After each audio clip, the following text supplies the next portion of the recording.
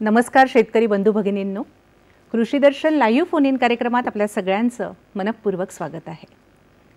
शेतकरी बंधू भगिनींनो, वाढतं शहरीकरण, औद्योगिकीकरण, पर्यावरण, वातावरण या सगळ्याचा परिणाम कुठेतरी शेतीवर झाला आहे.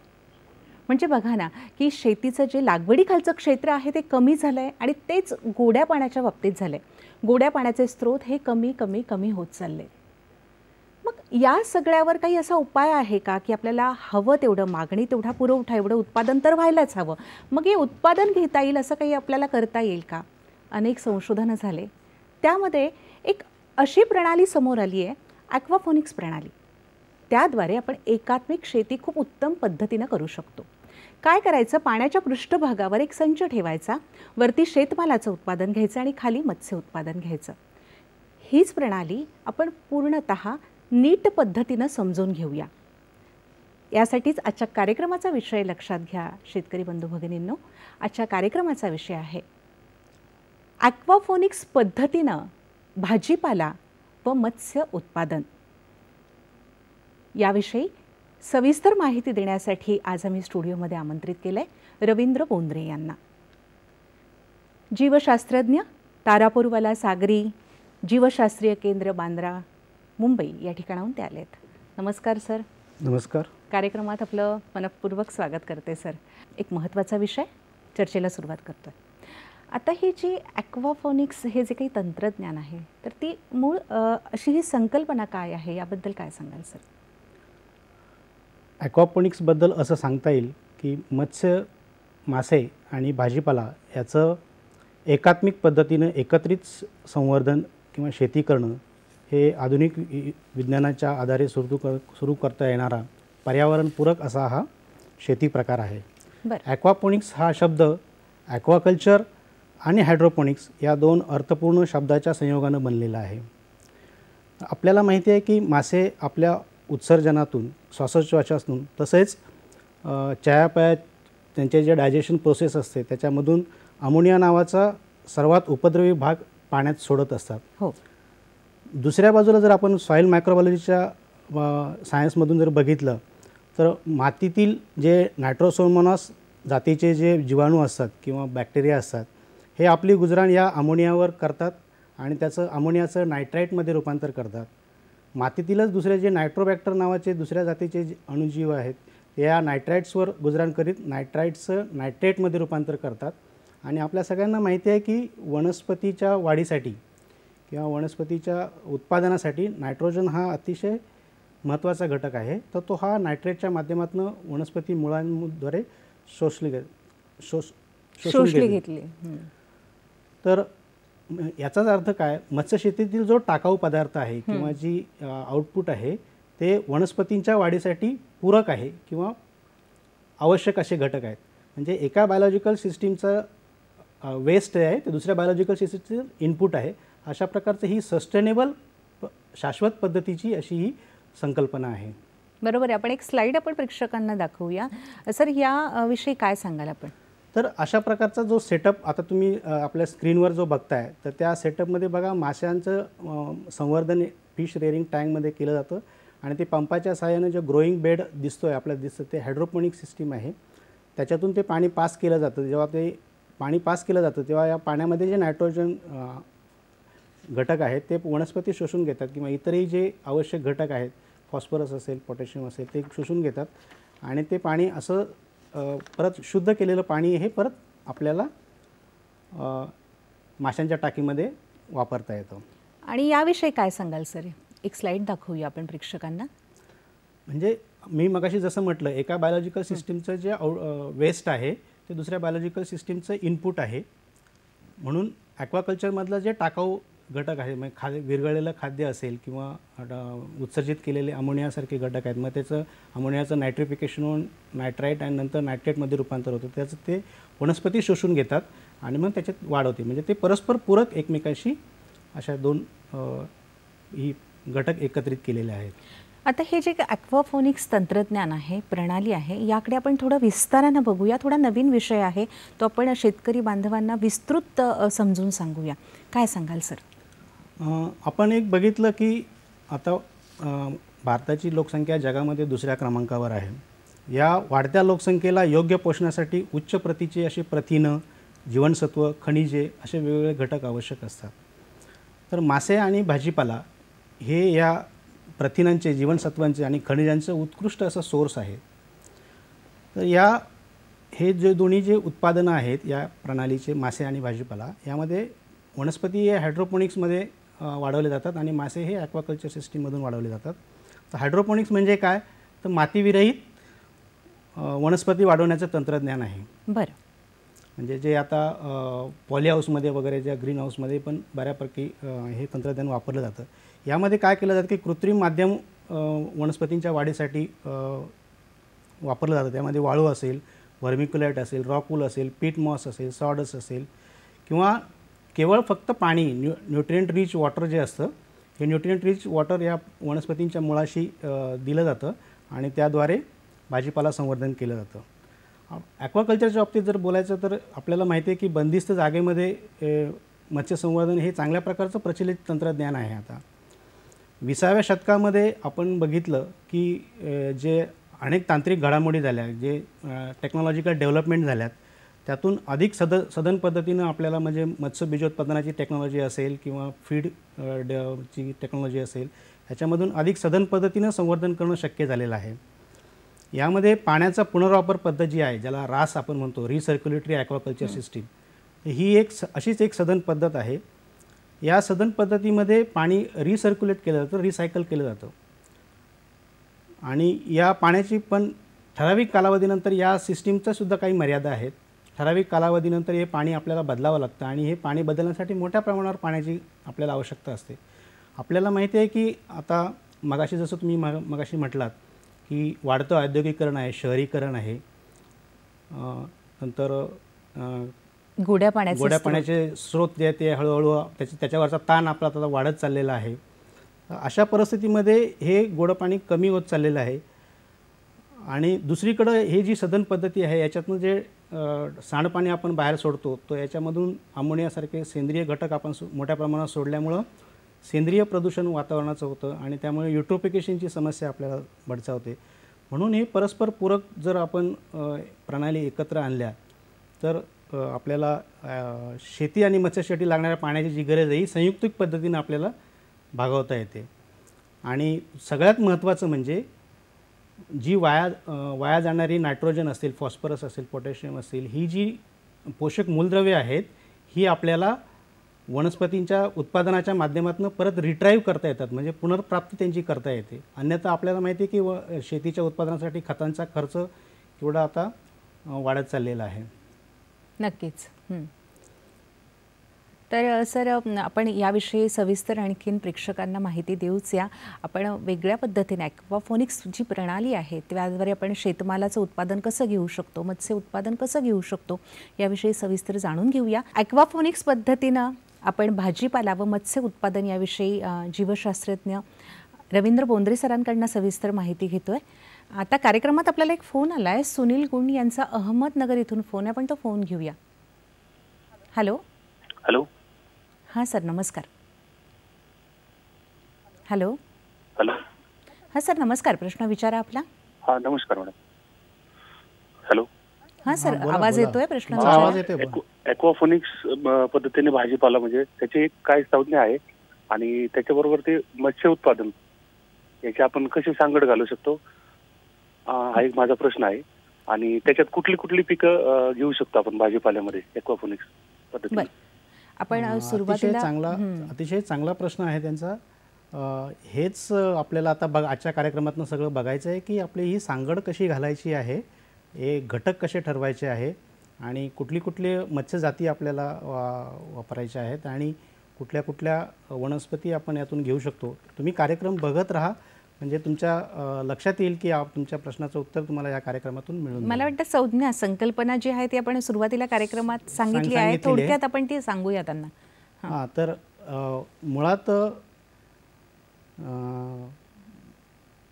मत्स्य शेती करताना आपण जे विशेषतः तुम्ही तुमचं जर शेततळं असेल तर शेततळ्यामध्ये तुमच्या एक लक्षात आलं असेल की आपण जेव्हा मासे शेततळ्यात सोडतो तेव्हा त्यामध्ये माती नसल्यामुळे त्याच्यामध्ये मोठ्या प्रमाणावर ऑर्गॅनिक पदार्थ जे सेंद्रिय जे पदार्थ आहे अमोनिया, नायट्रेट याचं प्रमाण वाढत जातं आणि मग त्याच्यामधून शेवाळ निर्मिती होते किंवा मग मासे मृत्युकीचं देखील प्रमाण आपल्याला आढळून येतं. तर असं जर पाणी अमोनिया, नायट्रेट इतकं जे पाणी आहे, जर याच्यामध्ये जर भाजीपाल्याच्या पिकातून जर ते पास केलं, ते कशा प्रकारे पास पाहिजे ते त्याच्यासाठी कुठली पद्धत वापरायची हे आता आपण पुढे कार्यक्रमात बघणारच आहोत. तुम्ही कार्यक्रम बघत राहा, म्हणजे तुमच्या प्रश्नाचं उत्तर तुम्हाला मिळेल. लगेच आता आपण म्हणालात सर मगाशी ब्रेकच्या पूर्वी की आपण पाण्याचा सदुपयोग हा झाला पाहिजे आणि ही प्रणाली पाणी बचतीचंही काम करते. बरोबर. तर नेमकं ते कशा पद्धतीने करते, काय सांगाल सर? आत्ताच आपण मगाशी संकल्पना किंवा याच्याबद्दल जाणून घेतलं की हे पाणी रिसर्क्युलेटरी ॲक्वाकल्चर सिस्टीम जी आपल्याला मत्स्य संवर्धनासाठी वापरली जाते, तर पाण्याचा पुनर्वापर करण्यासाठी, तर ते बायोलॉजिकल आणि मेकॅनिकल फिल्टरमध्ये फिल्ट्रेशन करून ते परत आपण मत्स्य संवर्धनात घेतो. तर इथं या ॲक्वापोनिक्स प्रणालीमध्ये काय करतो, ही जी फिल्ट्रेशन सिस्टीम आहे किंवा बायोलॉजिकल मेकॅनिकल फिल्ट्रेशन सिस्टीम आहे, ते इथं आपण हायड्रोपोनिक बेड वापरतो आणि हायड्रोपोनिक बेडमधून ते पाणी आपण परत मत्स्य शेतीमध्ये घेतो. त्याच्यामधून जे सॉलिड असतात किंवा नायट्रेट वगैरे असतात, ते मूलद्रव्य असतात, ते शोषून घेतले जातात. त्यामुळे पाणी शुद्ध होतं आणि त्यामुळे मत्स्य उत्पादनाला देखील वाढ होते आणि आपल्या ॲडिशनल क्रॉप देखील आपल्याला मिळतं. आपल्याकडे याची खरं तर खूप सुंदर स्लाईड आहे, ती पण आपण दाखवूया प्रेक्षकांना आणि आपण सांगावं सर अजून याविषयी, कारण पाणी हा एक महत्त्वाचा भाग आहे, नाही का? बरोबर. आपण दाखवूया स्लाईड प्रेक्षकांना. ही बघा, ही सुंदर स्लाईड आहे. ॲक्वापोनिक्स प्रणालीचं जे मेन कोर थीम आहे ती म्हणजे more crop per drop of water. याचं कारण असं की आपण इतर प्रणालीचं जर म्हणजे मगाशी जसं मी म्हटलं, रास ही जी सधन पद्धत आहे मत्स्य संवर्धनाची, याच्यामध्ये पाण्याचा पुनर्वापर केला जातो. तर हा पुनर्वापर 1 ते 3 वेळा केला जातो. म्हणजे 3 वेळा 4 वेळा हे पाणी आपल्याला परत वापरता येतं. कारण याच्यामध्ये परत वापरल्यावर सुद्धा त्यातल्या टोटल अवेलेबल नायट्रोजनचं प्रमाण आहे हे 0.05 mg पेक्षा जास्त जर व्हायला लागलं तर ते माशांना घातक असतं. मग अशा वेळेला आपल्याला ते पाणी बदलावं लागतं. म्हणून पण या ॲक्वापोनिक्स हायड्रोपोनिक्समुळे काय होतं की हे जे नायट्रोजन आहे जास्तीचा, जो घातक आहे माशांना, तो शोषला गेल्यामुळे पाणी शुद्ध होतं, फिल्ट्रेशन होतं.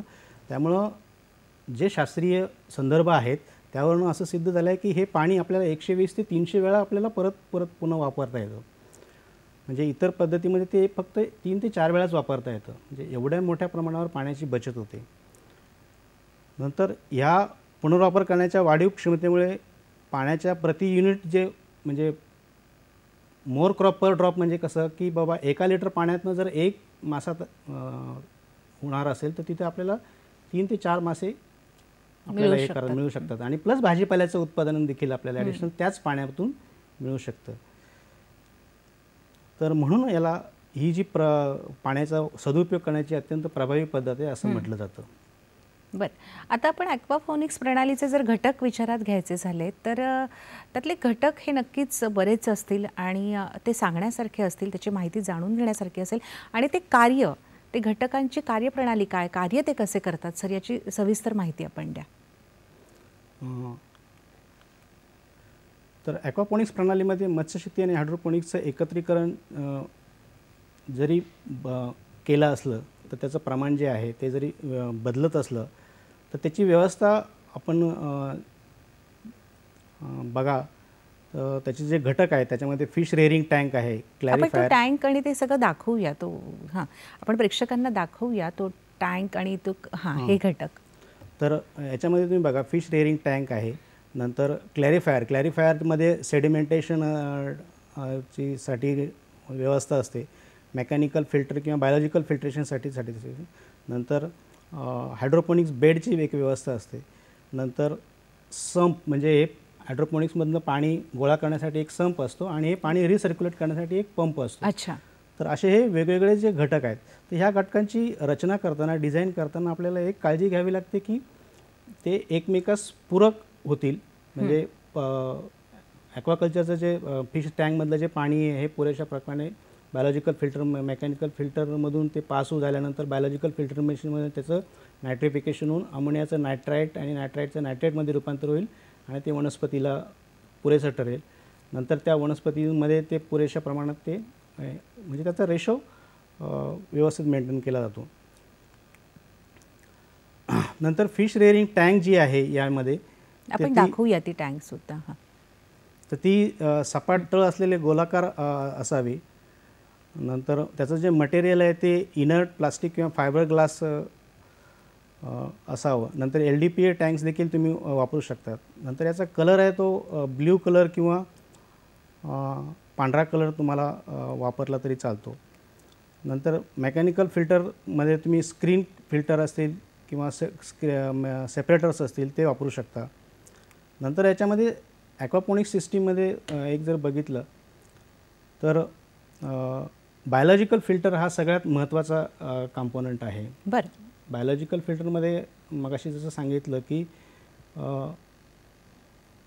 अमोनियाचं रूपांतर ऑक्सिजनच्या उपस्थितीमध्ये, म्हणजे एरोबिक कंडिशनला ऑक्सिजनच्या उपस्थितीमध्ये जे 2 प्रकारचे जीवाणू, एक नायट्रोसोमोनास आणि नायट्रोबॅक्टर, हे 2 जे जीवाणू असतात ते अमोनियाचं रूपांतर नायट्राईटमध्ये आणि नायट्राईटचं नायट्रेटमध्ये रूपांतर करतात. तर ही जी प्रक्रिया आहे ही बायोफिल्टरमध्ये होत असते. या बायोफिल्टरमध्ये बायोबॉल्स असतात आणि ते एरेशनला वापरण्यासाठी त्याच्यामध्ये एअर पंप देखील वापरला जातो. तर असे हे वेगवेगळे घटक आहेत.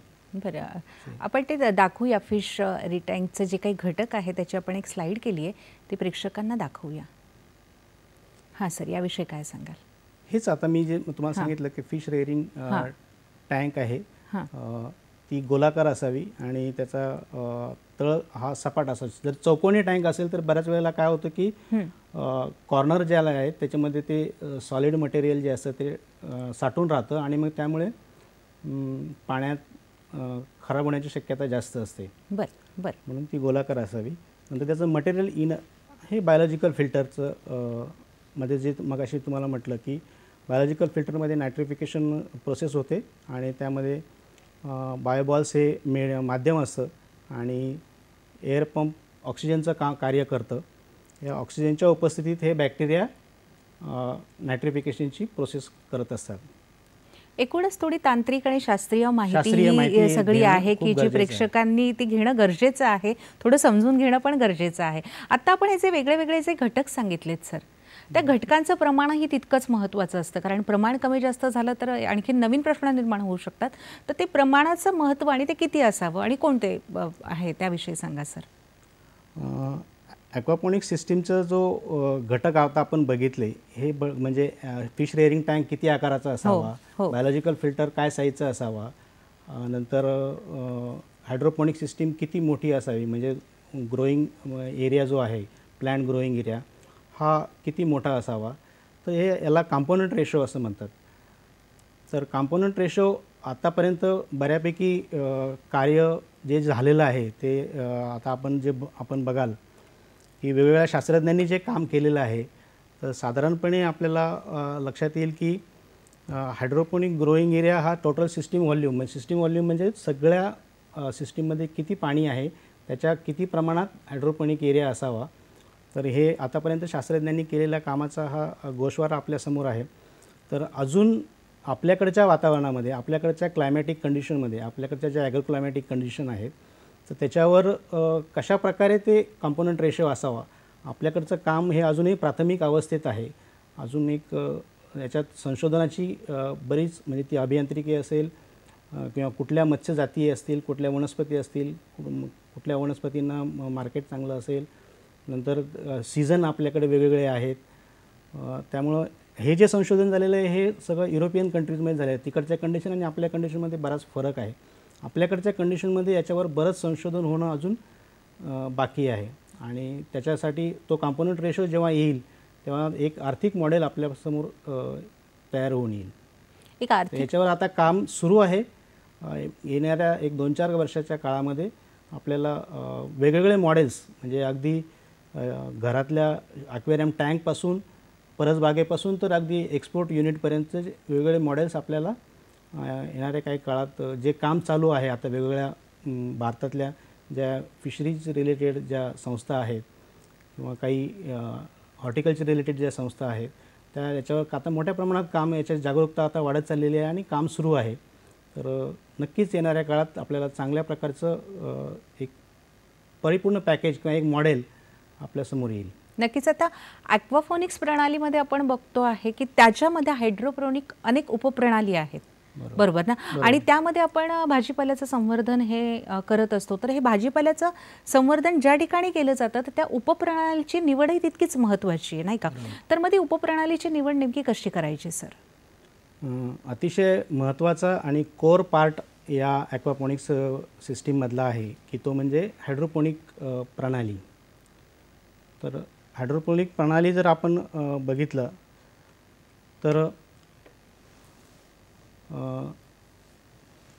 याच्यामध्ये काय म्हणतो आपण स्लाइडमध्ये बघू शकतो आहोत सर. ह्या तर त्याच्या वेगवेगळ्या हायड्रोपोनिक उपप्रणालीचे प्रकार झाले. मीडिया बेस ग्रो बेड आहे, डीप वॉटर कल्चर आहे, न्यूट्रिएंट फिल्म टेक्निक आहे. त्यातली ती जी आपल्यासमोर जी आहे ती म्हणजे मीडिया बेस बेड सिस्टीम. याच्यामध्ये काय केलं जातं की ग्रॅव्हल असेल, रॉकवूल असेल, सँड असेल अशा प्रकारचं मीडिया वनस्पतींच्या वाढीसाठी वापरला जातो. माती कुठेही वापरली जात नाही. बरं.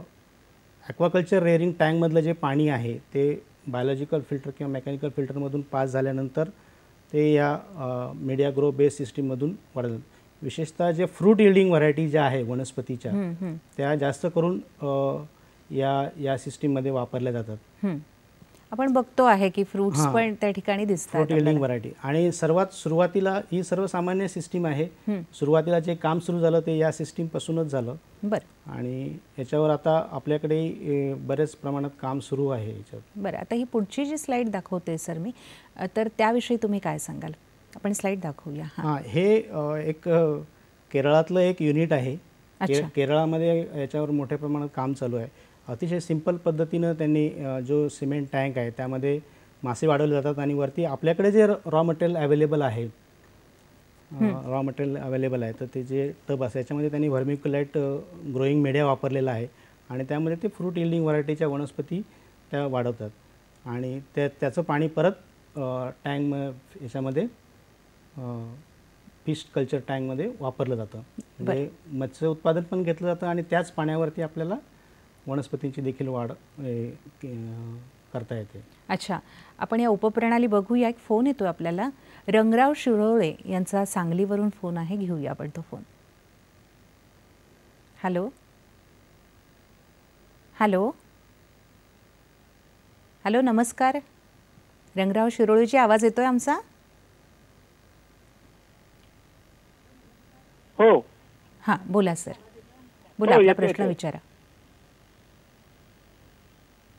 आवाज येतोय? बोला ना, बोला. आवाज येतोय ना सर? मग तुम्ही दूरदर्शन संचारचा आवाज येतोय? हा, मग बोला ना सर. प्रश्न विचारा. माझा प्रश्न असा आहे, माझा प्रश्न असा आहे ते टँकर किती मोठा केला पाहिजे टँक मच्छी बाळगण्यासाठी? याच्यासाठी आता तुम्हाला कुठल्या प्रजातीचं संवर्धन करायचं आहे त्याप्रमाणे मी मगाशी तेच तुम्हाला सांगितलं की आपण घरातली ॲक्वेरियमची टाकी असेल त्याच्यावर देखील तुमच्या कुटुंबाला पुरेल एवढा भाजीपाला तयार करू शकता किंवा परसबागेमध्ये 1 टनाच्या कॅपॅसिटीचं देखील फिश कल्चर टँक करू शकता किंवा अगदी 2 गुंठ्याचे, 5 गुंठ्याचे, 10 गुंठ्याचे जे शेततळी पॉलिथिन लँड आहे, लाईन तळी जे आहेत त्या तळ्यांवर देखील आपण हे कल्चर करू शकता. त्यामुळे याला असं काय रिस्ट्रिक्शन नाही आहे की किती मोठ्या आकाराचं तळ असं. जे तुमच्याकडे रिसोर्सेस आहेत आणि त्याचा वापर करून तुम्हाला तुमची प्रणाली विकसित करायची आहे. बरं, आता भाजीपाला संवर्धनासाठी आपण पुढची उपप्रणालीची जी निवड आहे ती आपण स्लाईडद्वारे दाखवूया की नेमकी ती स्लाईड कशी आहे आणि त्यातनं आपण कशा पद्धतीने आपण संवर्धन हे करू शकतात, दाखवूया आपण. हां सर, काय सांगाल? हां, तर हे media base grow bed system जी आपण मगाशी चर्चा करत होतो, तर त्याच सिस्टीमचा च्या आधारे केलेलं हे आपली जी अंधेरीची संस्था आहे central institute of fisheries education, तर तिथे केलेलं हे एक पायलट प्रोजेक्ट आहे. तिथे खाली टँक ठेवलेले आहे, त्याच्यामध्ये मासे ऑर्नामेंटल फिश वाढवले जातात आणि वरती वर्मिक्युलेट मीडियामधून ते पाणी पास करून पुन्हा या टँकमध्ये केलं जातं. म्हणजे अशा प्रकारे संशोधनात्मक मॉडेल हे आहे. त्याच्यावर कार्य चालू आहे अजून, म्हणजे त्याला साधारणतः किती कालावधी लागतो, तो भाजीपाला यायला, मत्स्य उत्पादन यायला, हे सगळं संशोधनाचा भाग सध्या सुरू. पुढची स्लाइड मी दाखवते, डीप वॉटर कल्चरची ही स्लाइड आहे. ही बघा प्रेक्षक हो, तीही समजून घ्या, थोडी दाखवूया.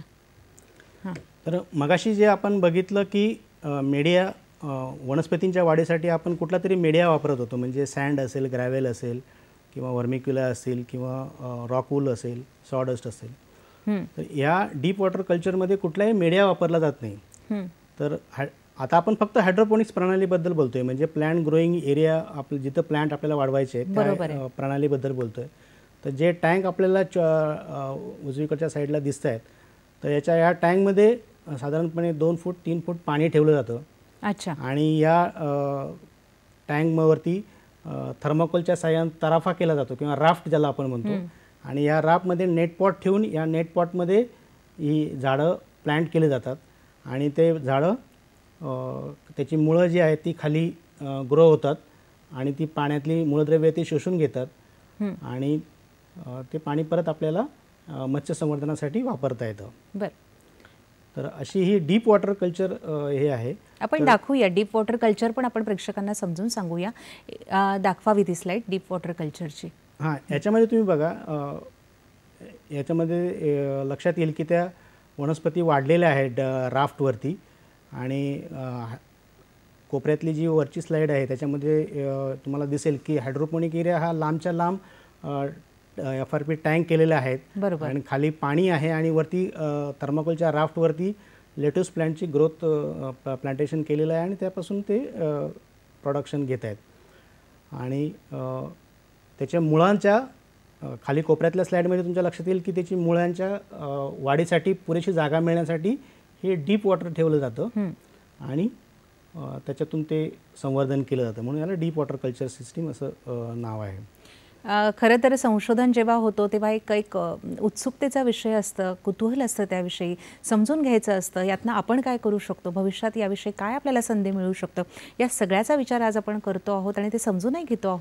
ॲक्वाफोनिक्स पद्धतीनं भाजीपाला आणि मत्स्य उत्पादन याविषयी रवींद्र बोंद्रे सर आज आपल्याला सविस्तर माहिती देत आहेत. सर, आपण ब्रेकपूर्वी उपप्रणालीची निवड करत असताना एक NFT तंत्र हे सांगायचं आपलं आहे प्रेक्षकांना, तर त्याविषयी काय सांगाल सर? NFT म्हणजे न्यूट्रिएंट फिल्म टेक्निक. म्हणजे याच्यामध्ये पाईप आता आपण चित्रात बघत असाल तर उजव्या साईडला बघत असाल तर लांबच्या लांब पाईप केलेले असे एकत्र सिक्वेन्सनी जोडलेले असतात आणि त्याला वरून होल केले जातात आणि त्या होलमध्ये नेटपॉट्स ठेवून त्यामध्ये लिफी ग्रीन व्हेजिटेबल जे असते शॉर्ट ड्युरेशनचे, म्हणजे त्याला लेट्यूस असेल, स्पिनॅच असेल, रेडिश असेल, यासारख्या ज्या व्हरायटीज आहेत, म्हणजे आपल्याकडे कॅश क्रॉप म्हणून ज्याला आपण म्हणतो, तर ह्या शॉर्ट ड्युरेशनच्या ज्या कॅश क्रॉप्स आहेत हे जास्त करून या तंत्रामध्ये वापरले जातात. तर NFT फायदा असा होतो की NFT पाईपची जी संरचना आहे ही आपण व्हर्टिकल देखील करू शकतो, म्हणजे मोर स्पेस युटिलायझेशन ज्याला म्हणतो आपण, जागेचा जास्तीत जास्त सदुपयोग. म्हणजे शेती अशी न करता अशी आपण करू शकतो. आपल्याकडे फोटो पण आहे ना तसा एक व्हर्टिकल फार्मिंग. तर तो आपल्याला व्हर्टिकल फार्मिंग न्यूट्रिएंट फिल्म टेक्निकमध्ये करता येते. दुसरी गोष्ट, न्यूट्रिएंट फिल्म टेक्निकमध्ये आपल्याला इथे बघाल तुमच्या लक्षात येईल की खाली मासे आहेत आणि वरती पाईपवरती एकावर एक असं आपण तुम्ही किती लेअर वरती 4 लेअर 5 लेअर आपण 8 लेअर 10 लेअरपर्यंत जाऊ शकतो. आणि ते पाणी या वनस्पतींच्या मुळातनं जर पास केलं तर वनस्पतीची मुळं ते शोषून घेतात, मूलद्रव्ये जे आहे ते शोषून घेतात आणि फिल्टर वॉटर जे आहे ते परत आपल्याला ह्याच्यात वापरतात.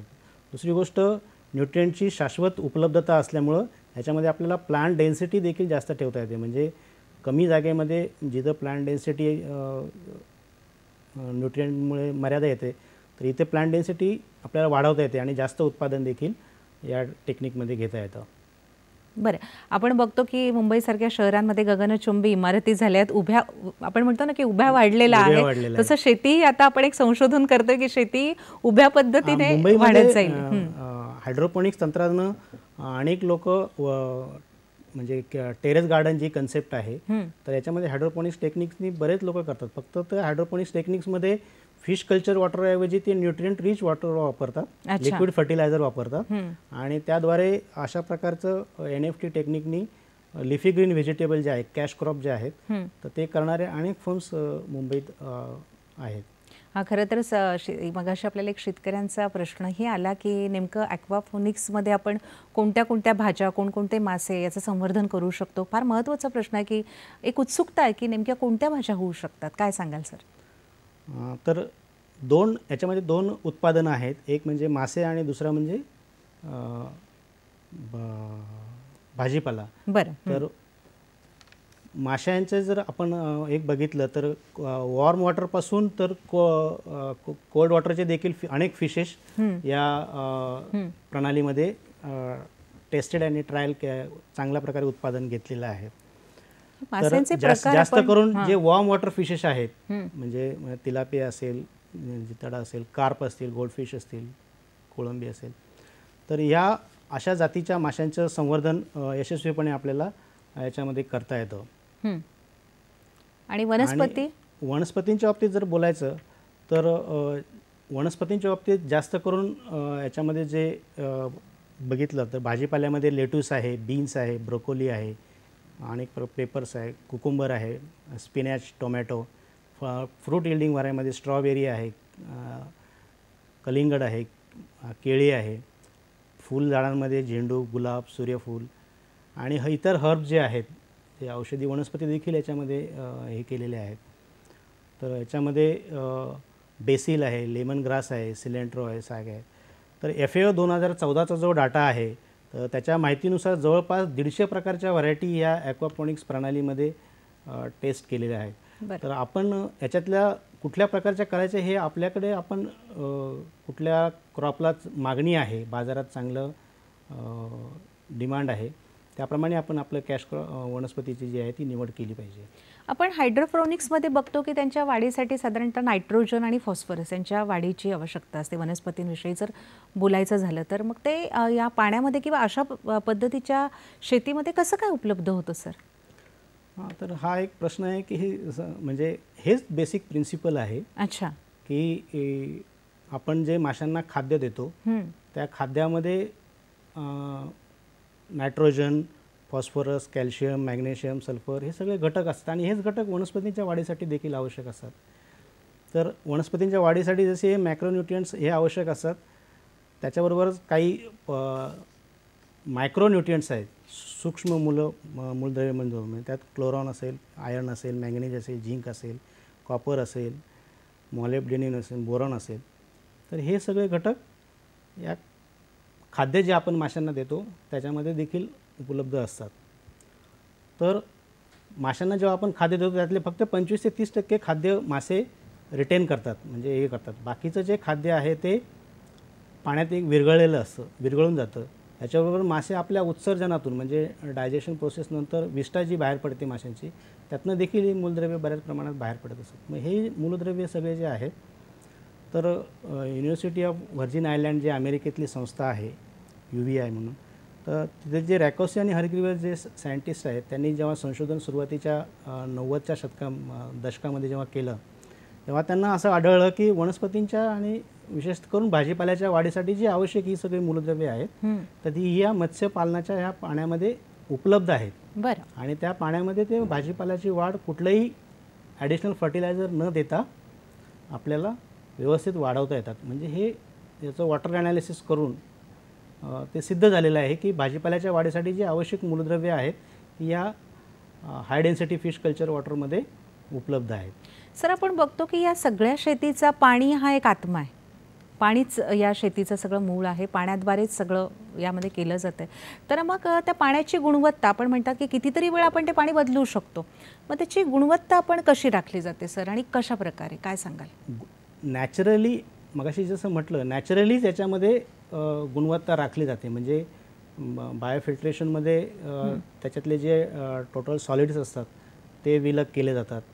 नंतर जे अमोनिया नायट्राईटसारखे जे घातक पदार्थ आहेत ते देखील नायट्रिफिकेशनद्वारे वेगळे केले जातात आणि ते वनस्पतीद्वारे रिट्राईव्ह केले जातात. त्यामुळं पाणी शुद्ध होतं आणि त्यामुळं माशांना वाढीसाठी ते उपयुक्त ठरतात. तर सर्वसाधारणपणे माशांच्या वाढीसाठी 5 मिलीग्रॅम पर लिटरपेक्षा जास्त ऑक्सिजनची आवश्यकता असते आणि तो या प्रणालीमध्ये उपलब्ध होतो. नंतर मासे आणि भाजीपाला या दोन्ही पिकांचा जर विचार केला तर साधारणपणे सामू जो आहे म्हणजे pH आपण ज्याला म्हणतो तो 6.5 ते 8.5च्या दरम्यान असावा लागतो. नंतर टेम्परेचर वनस्पतींच्या वाढीसाठी विचार केला तर 22 ते 32 डिग्री सेल्सिअस दरम्यान टेम्परेचर असावं.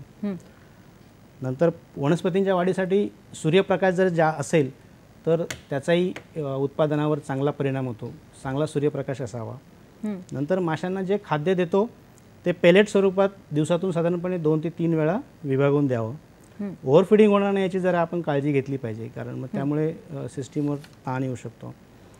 नंतर मत्स्य संवर्धनासाठी बीज साठवणुकीचे जे मानक आहेत म्हणजे रास सिस्टीम यासाठी असेल किंवा आपण जी काही प्रणाली वापरणार आहोत त्या सिस्टीममध्ये जे मानक आहेत म्हणजे माशांची प्रजात आणि संवर्धन पद्धतीला अनुसरून आपण फिश रेअरिंग टँकमध्ये मासे साठवले पाहिजेत. म्हणजे वॉटर क्वालिटी नॅचरली ती मेंटेन करण्यासाठी आपल्याला मदत होते. नंतर संवर्धन कालावधीत माशांची वागणूक कशी आहे, बिहेवियर कसं आहे याच्यावर वेळोवेळी नमुने घेऊन आपण ते त्याच्यावर आरोग्य व्यवस्थापनासाठी आपल्याला त्याचा फायदा होतो. नक्कीच फार महत्त्वाचं हे सगळं ॲक्वाफोनिक्सचं तंत्रज्ञान आहे ते आपण जाणून घेतो आहोत आणि शेती करत असताना नेहमीच नवनवीन गोष्टी आपण समजून घेतो कारण कृषी हे शास्त्र आहे. शास्त्र म्हटलं की नियम आलेत आणि या सगळ्या गोष्टींमध्ये एक सगळ्यात महत्त्वाचा आणखीन एक भाग येतो तो म्हणजे सेंद्रिय शेती. मी सेंद्रिय शेतीचा विषय मध्येच का घेतला तर कारण आता आपल्याला त्याविषयी एक छोटीशी ध्वनिचित्रफीत पाहिजे आहे. पाहूया.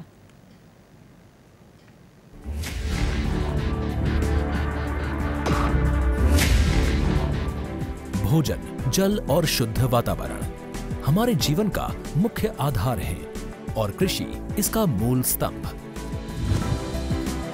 पिछले 60 वर्षों में विज्ञान आधारित कृषि का व्यापक प्रसार हुआ है।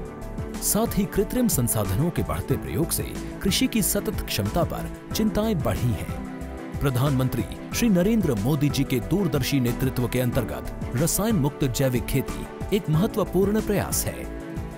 रसायन मुक्त जैविक खेती को बढ़ावा देने के लिए 5 वर्ष पूर्व सरकार ने परंपरागत कृषि विकास योजना तथा उत्तर पूर्व भारत में जैविक मूल्य श्रृंखला योजनाएं आरंभ की। ऑर्गेनिक फार्मिंग को देश भर में बढ़ावा देने के लिए सरकार अनेक प्रयास कर रही है।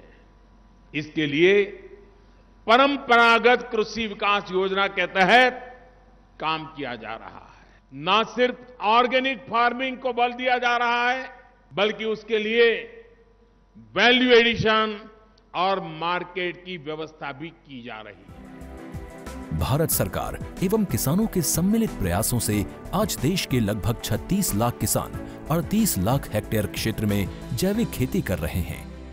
इसके अतिरिक्त हमारे देश के अनेक ऐसे क्षेत्र हैं जहां आज भी पारंपरिक जैविक खेती हो रही है। इन पारंपरिक जैविक क्षेत्रों को जैविक प्रमाणीकरण सुलभ कराने हेतु पीजीएस के अंतर्गत लार्ज एरिया सर्टिफिकेट का प्रावधान किया गया है। इस प्रक्रिया की विशिष्टता ये है कि इसमें प्रमाणीकरण मात्र 2 से 3 महीनों में हो जाता है, जबकि सामान्य परिस्थितियों में इसमें 2 से 3 वर्ष का समय लगता है।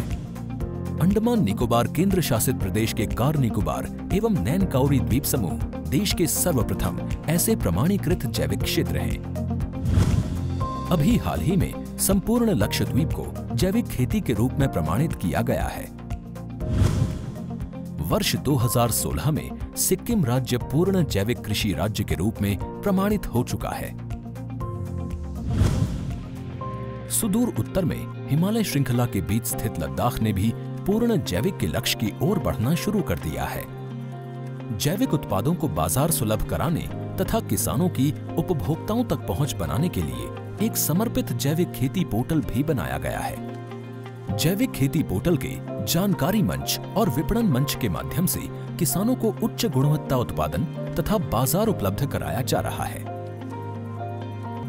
आशा है देश के सभी राज्य अपने जैविक क्षेत्रों का विस्तार करेंगे और देश में जैविक कृषि क्रांति को मजबूत करने में योगदान देंगे।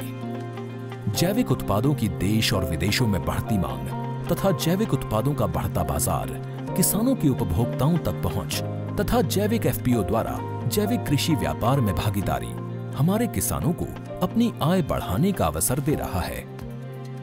पिछले 5 वर्षों में जैविक कृषि उत्पादों का निर्यात दोगुने से अधिक बढ़कर 7,000 करोड़ रुपए से अधिक का हो गया है और इसमें प्रतिवर्ष 20% से अधिक की वृद्धि हो रही है। उम्मीद है पारंपरिक क्षेत्र के किसान भी इस बढ़ते बाजार से लाभान्वित होंगे और जैविक कृषि आंदोलन को आगे बढ़ाएंगे। किसानों की मुस्कान समृद्ध हिंदुस्तान की है पहचान।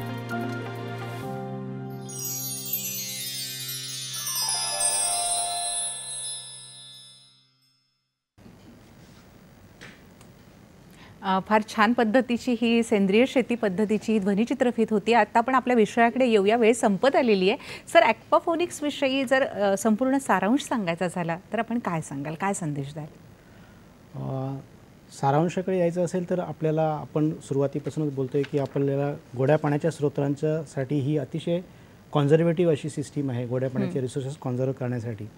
आणि सगळ्यात महत्त्वाचं म्हणजे जिथे दुष्काळी भाग आहे किंवा पाण्याचा दुर्भिक्ष आहे अशा ठिकाणी देखील वापरता येते। म्हणजे वाळवंटी प्रदेशात देखील वापरू शकतो आपण, जिथे regular agriculture land, suitable agriculture land नाही आहे अशा ठिकाणी आपण ही प्रणाली वापरू शकतो। नंतर सगळ्यात महत्त्वाचं म्हणजे या प्रणालीमधून आपण मत्स्यशेतीतून जे सांडपाण्यातून जे नायट्रोजन, फॉस्फरस सारखे मौल्यवान पोषक तत्व आहेत ते जे वाहून जाणार असतं, सांडपाण्यावर वाहून जाणार आहेत, तर हे हायड्रोपोनिक्स प्रणालीतून वनस्पती शोषून घेतल्यामुळे ते आपण पुनर्प्राप्ती करत असतो आणि त्यातनं ॲडिशनल उत्पादन घेत असतो। नंतर भाजीपाला हे ॲडिशनल उत्पादन मिळत असल्यामुळं प्रोजेक्ट कॉस्टचा जो नफा आहे, प्रॉफिट आहे, हा नक्कीच वाढतो। नक्कीच सर, म्हणजे एकूणच सर्व पद्धतीने जर करायची झाली तर ही शेती जर केली तर अजून एक मॅडम सगळ्यात महत्त्वाचं म्हणजे याला सेंद्रिय शेतीचा देखील टच आपल्याकडे आहे किंवा कुठल्याही प्रकारचे पाण्यातनच ते आपल्याला जे पाहिजे ते न्यूट्रिशन वापरत नसल्यामुळे आपण याला सेंद्रिय शेतीचा देखील आपण नक्कीच म्हणू शकतो। आपल्याकडे वेळ अगदीच कमी आहे सर, आज आपण इथे आलात आणि खूप छान पद्धतीने हा नवा विषय, नवं तंत्रज्ञान आमच्या शेतकरी बांधवांना समजून सांगितलं, त्याबद्दल मी आपले मनपूर्वक आभार मानते। शेतकरी बंधू भगिनींनो, आजचा हा विषय आम्ही इथेच संपवत आहोत। पुन्हा आपली भेट पुढच्या गुरुवारी। तोपर्यंत मी आपल्या सगळ्यांचे मनपूर्वक आभार मानते। सर, आपलेही खूप मनपूर्वक आभार। एक छान विषय आज आपण आमच्या प्रेक्षकांना समजावून सांगितलात आणि छान एका नवीन विषयाची माहिती आमच्या प्रेक्षकांना दिली, त्याबद्दल धन्यवाद सर। धन्यवाद। धन्यवाद।